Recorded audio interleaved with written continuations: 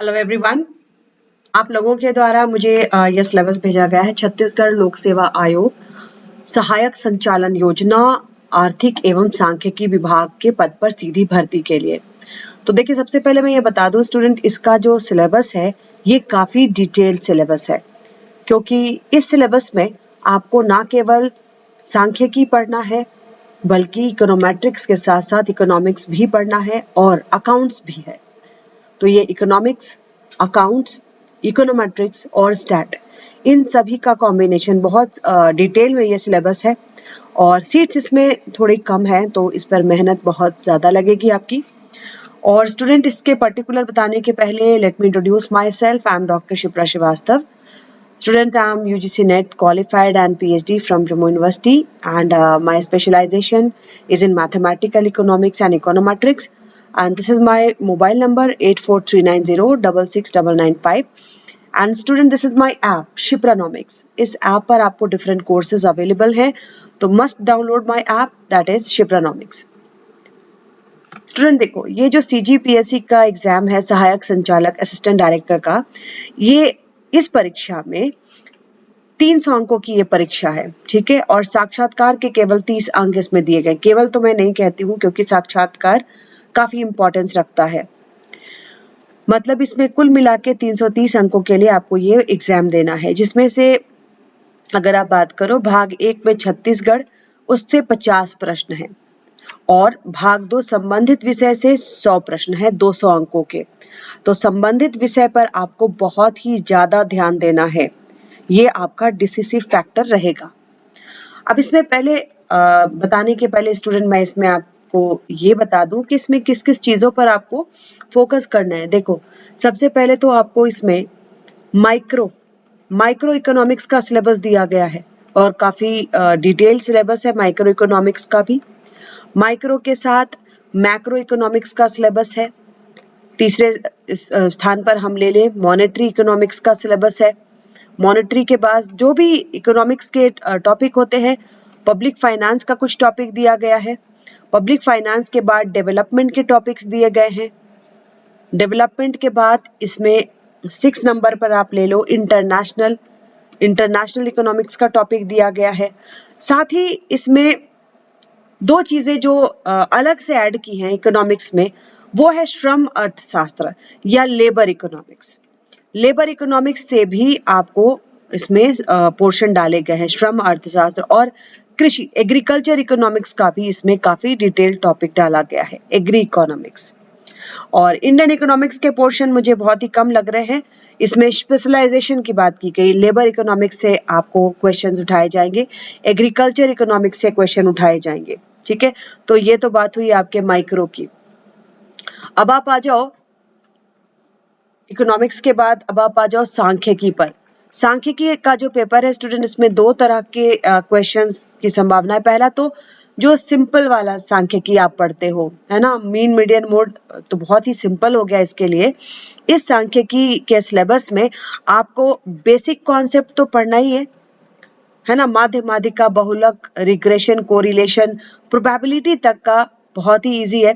इसके बाद advance stat भी आपको पढ़ना है, जिसके सिलेबस को मैं डिस्कस करूंगी, जिसमें आपको बहुत ही डिफरेंट लेवल के आपको ये प्रोग्राम्स पढ़ने पड़ते हैं। डिफरेंट लेवल के आपको हाइपोथेसिस पढ़ने पड़ते हैं, है ना, मॉडल्स पढ़ने पड़ते हैं, जैसे कोलमोग्रोव मॉडल दिया है, मैन विटनी टेस्ट दिया है, रन टेस्ट दिया है, बहुत सारे डिफरेंट टेस्ट इसमें आपको पढ़ने हैं। इसके साथ ही साथ इकोनोमेट्रिक्स भी है। इकोनोमेट्रिक्स का सिलेबस कोई बहुत ज्यादा डिफिकल्ट नहीं है। इकोनोमेट्रिक्स का सिलेबस इसमें बहुत ही सिंपल रखा गया है, हाइपोथेसिस टेस्टिंग तक इसका सिलेबस है। सैंपल आपको पढ़ना है, हाइपोथेसिस टेस्टिंग। लेकिन सांख्यिकी का जो सिलेबस है और मैथमेटिकल इकोनॉमिक्स का, वो सिलेबस काफी डिटेल में है, तो उसको मैं बताऊंगी। तो नंबर 2 पर हमने बात की सांख्यिकी की, नंबर 3 पर आपको इकोनोमेट्रिक्स पढ़ना है। नंबर 4 पर आप आ जाओ तो आपको लेखा शास्त्र, अकाउंटिंग का भी कॉन्सेप्ट इसमें दिया गया है। अकाउंटिंग का कॉन्सेप्ट मतलब डेबिट एंट्री क्या है, क्रेडिट एंट्री क्या है, तो बैंक रिकॉन्सिलिएशन स्टेटमेंट क्या है। मतलब आपको कॉमर्स की जो बेसिक जानकारी है वो रहनी चाहिए, ठीक है। और इसके साथ ही साथ स्टूडेंट इसमें थोड़ा सा पर्यावरण को काफी हाईलाइट करके इसका सिलेबस दिया गया है, पर्यावरण अर्थशास्त्र पर। तो अब चलो हम सबसे पहले माइक्रो इकोनॉमिक्स का सिलेबस को देखें। माइक्रो इकोनॉमिक्स के लिए स्टूडेंट, आप लोगों में से जो भी स्टूडेंट इसको देना चाहते हो, एच.एल. आहूजा को रेफर करो। एच.एल. आहूजा बहुत ही सिंपल सी बुक है और बहुत ही अच्छे से बताई गई बुक है, तो एच.एल. आहूजा से आपका ये सिलेबस निकल जाएगा। और इसकी हिंदी पीडीएफ भी मेरे पास उपलब्ध है, जिनको जो तैयारी कर रहे हैं आप मैसेज कर सकते हो मेरे नंबर पे, मैं आपको इसका हिंदी पीडीएफ भी उपलब्ध करा दूंगी। इसमें उत्पादन, वितरण और मांग का सिद्धांत, ये बहुत ही सिंपल सिलेबस है लेकिन काफी डिटेल है ना। मांग के सिद्धांत में आपको सारी चीजें पढ़नी है, स्लस्की का प्रमेय, स्थापना प्रभाव, मांग कीमत प्रभाव, ये सारी चीजें पढ़नी है, और नैश इक्विलिब्रियम तक। साथ ही साथ उत्पादन में भी देखो आपको बिल्कुल डिटेल का सिलेबस है और वितरण भी डिटेल में पूरा सिलेबस दिया हुआ है।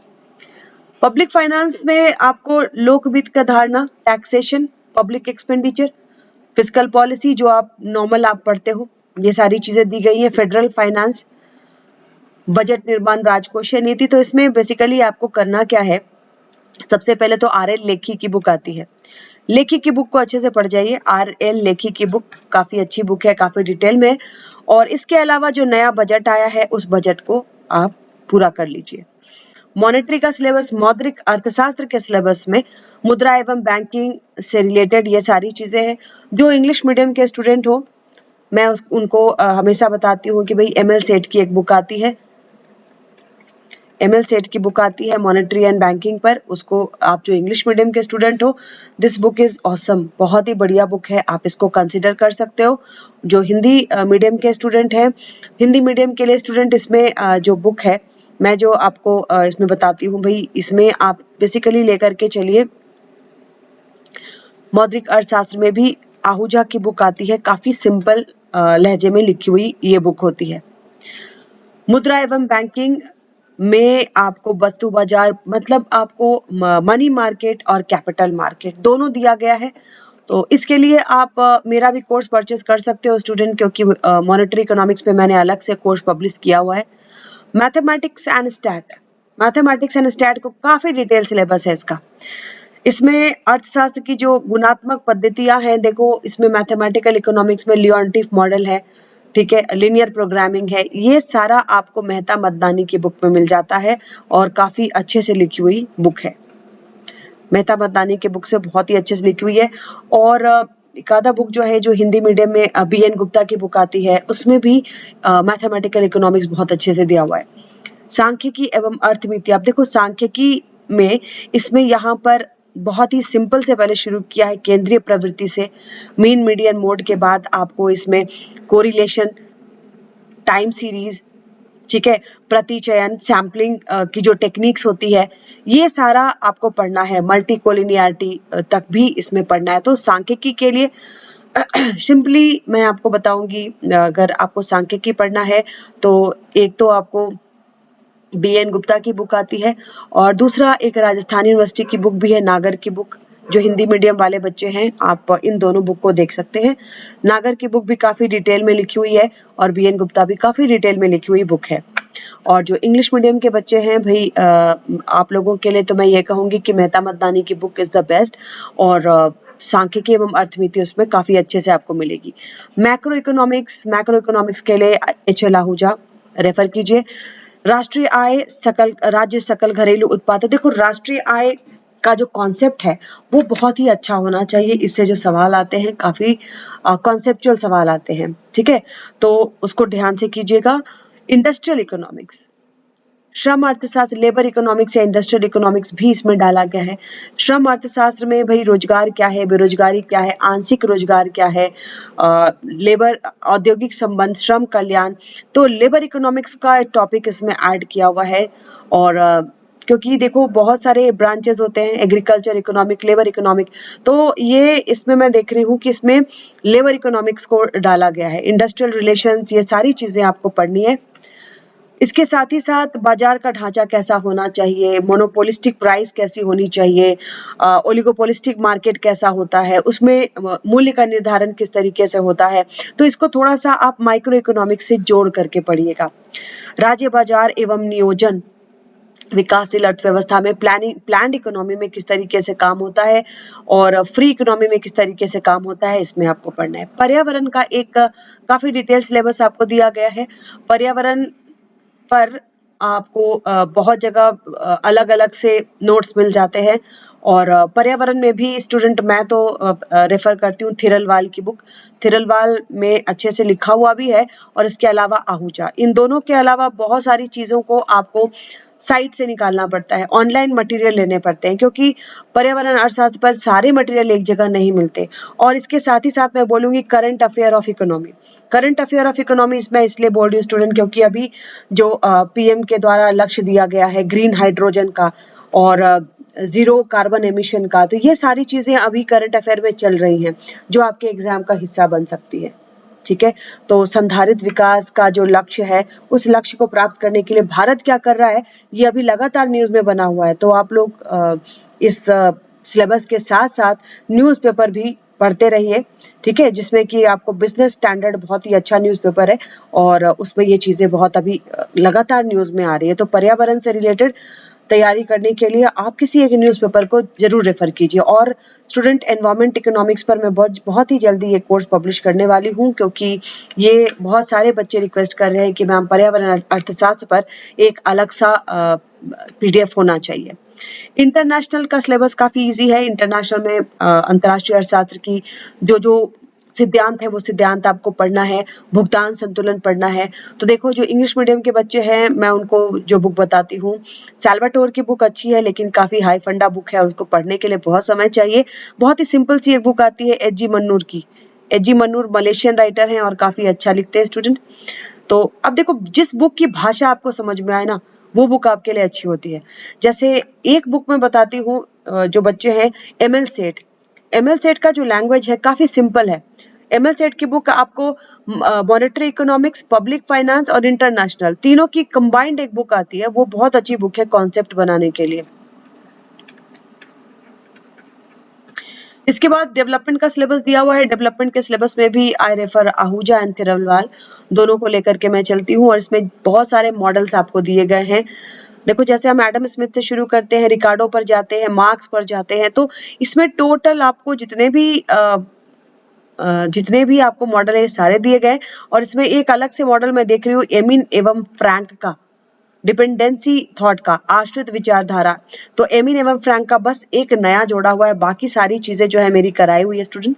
तो इसको भी मैं कराने की कोशिश करूंगी। और साथ ही साथ देखो, आपको इकोनॉमिकल थॉट की इसमें सिलेबस में डाला गया है। ठीक है, थॉट का भी एक सिलेबस है जिसमें आपको मर्केंटलिज्म, मार्क्सवादी, ये सारे थॉट्स पढ़ने, विचारधाराएं पढ़नी है। तो ये भी एक आपके सिलेबस में नया ऐड किया हुआ है। Agriculture economics.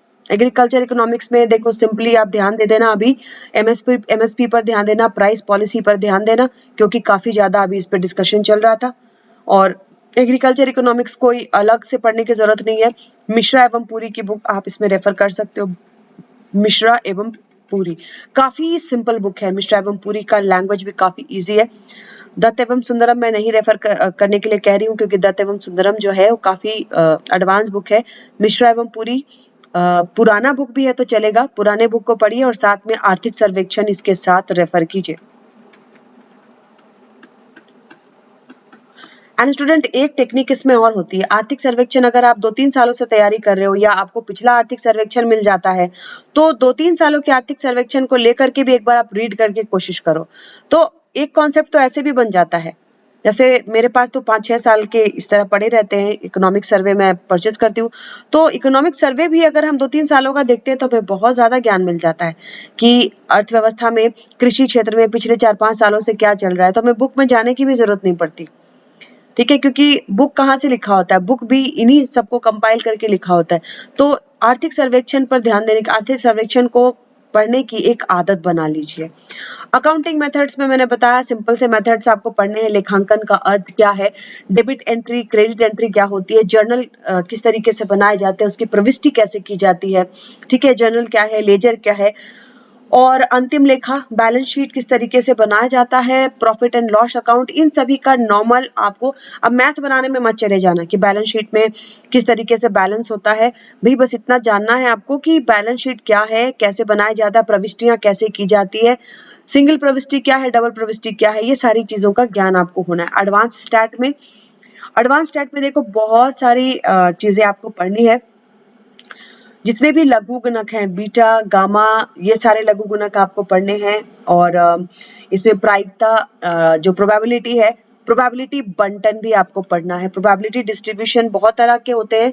एक तो पहले आपको बाइनोमियल डिस्ट्रीब्यूशन पढ़ना है, उसके बाद पॉइसन डिस्ट्रीब्यूशन को पढ़िए। बाइनोमियल और पॉइसन पढ़ने के बाद आप ज्योमेट्रिक डिस्ट्रीब्यूशन पे आ जाइए। ज्योमेट्रिक डिस्ट्रीब्यूशन स्टूडेंट हम क्यों पढ़ते हैं, देखो यहाँ पर है ना, द्विपद बाइनोमियल डिस्ट्रीब्यूशन से शुरू कीजिए, पॉइसन पर जाइए, ज्यामितिक क्यों करते हैं, ज्योमेट्रिकल डिस्ट्रीब्यूशन, जिस एक्सपेरिमेंट का ज्ञान हमें द्विपद से नहीं हो पाता, पॉइसन से नहीं होता, उसके लिए हम ज्यामितिक डिस्ट्रीब्यूशन पढ़ते हैं, ज्योमेट्रिकल डिस्ट्रीब्यूशन। तो डिस्ट्रीब्यूशन कितने तरह के होते हैं, गामा डिस्ट्रीब्यूशन भी होता है, उन सभी को आपको पढ़ना है, बीटा डिस्ट्रीब्यूशन, गामा डिस्ट्रीब्यूशन, है ना। तो काफी मैं कहूंगी काफी डिटेल में ये सिलेबस है और इसको करना शुरू कर दीजिए। जैसे कोलमागरोव है, बोरल है, तो ये सारे जो भी टेस्ट आपको पढ़ने हैं, मैन विटने टेस्ट होता है, रन टेस्ट होता है, तो इसमें टाइम लगेगा, इसको तैयार करना शुरू कर दीजिए स्टूडेंट। और इसका सिलेबस मैं आपको कम से कम मैथमेटिकल और स्टैट का सिलेबस मैं आपको पब्लिश कर देती हूँ, क्योंकि अभी मैं एएसओ के लिए सिलेबस को करा रही हूँ। आरपीएससी वाले स्टूडेंट्स के लिए असिस्टेंट स्टैटिस्टिकल ऑफिसर में ये सिलेबस मैं ऑलरेडी टैकल कर रही हूँ, तो ये आप लोगों के लिए मैं पब्लिश जरूर करूंगी। सांख्यिकी विधियां यहाँ पर दी हुई है, वही चीज है, ठीक है, उसी को सिलेबस को काफी ज्यादा डिटेल में बना करके दिया हुआ है। आप प्राचलिक परीक्षण, एक पैरामेट्रिक टेस्ट होता है, एक नॉन पैरामेट्रिक, बहुत ज्यादा विस्तार में करके दिया हुआ है, डरने की जरूरत नहीं है। पैरामेट्रिक टेस्ट और नॉन पैरामेट्रिक टेस्ट, तो नॉन पैरामेट्रिक टेस्ट में run test, Mann Whitney test, ये सारे आ जाते हैं, तो इनको आपको अलग से करना है। और जो पैरामेट्रिक टेस्ट है वो तो आपको पता ही है, एफ टेस्ट है ना, टी टेस्ट है, एनोवा टेस्ट है, तो दोनों तरह के टेस्ट को अलग अलग पढ़ लीजिए, पैरामेट्रिक टेस्ट और नॉन पैरामेट्रिक टेस्ट। बहुचर विश्लेषण, तो बहुचर विश्लेषण और रैखिक मॉडल, ठीक है स्टूडेंट। तो इसमें बहुत ज्यादा डिटेल में सिलेबस है, तैयारी फटाफट शुरू कीजिए, खासकर इसके सांख्यिकी के पोर्शन की तैयारी शुरू कर दीजिए। इकोनॉमिक्स तो इजी है भाई, मुझे तो अभी बहुत इजी लगने लगा है, तो आपको भी इजी लगेगा अगर आप लगातार पढ़ते रह रहे हो तो। लेकिन सांख्यिकी के लिए अगर आप अर्थशास्त्र के स्टूडेंट हो तो सांख्यिकी पे कमांड करने पर थोड़ा टाइम लगेगा। सांख्यिकी स्टूडेंट फिर भी अर्थशास्त्र पढ़ लेते हैं। और इकोनोमेट्रिक्स बहुत ही सिंपल दिया हुआ है, इकोनोमेट्रिक्स में ज्यादा घबराने की जरूरत नहीं है। पैरामेट्रिक और नॉन पैरामेट्रिक टेस्ट दिया हुआ है और ये बहुत ही ईजी वाले टेस्ट है, केवल कॉन्सेप्ट होना है। तो स्टूडेंट आप लोगों के लिए कम से कम सांख्यिकी का जो ये सिलेबस है मैं उसको कवर करके इसको पब्लिश करने की कोशिश करूंगी। इट्स अ बिट डिफिकल्ट, लेकिन इकोनॉमिक्स के टीचर होने के साथ साथ कॉमर्स और सांख्यिकी पर भी मैं पूरा कमांड रखती हूँ, तो इन तीनों को मिला करके एक सिलेबस मैं इसके लिए जरूर पब्लिश करूंगी। It's a challenge for me and I accept that challenge कि मैं इसको पूरा कराऊं। तो ठीक है स्टूडेंट, अभी इसका डेट नहीं आया है तो आपके पास टाइम है और इसको टाइमली इसको शुरू कर ले। और अगर आप पढ़ रहे हो तो सांख्यिकी का पोर्शन पर बहुत ज्यादा ध्यान दें। चलिए, thank you so much student, bye bye, have a nice day.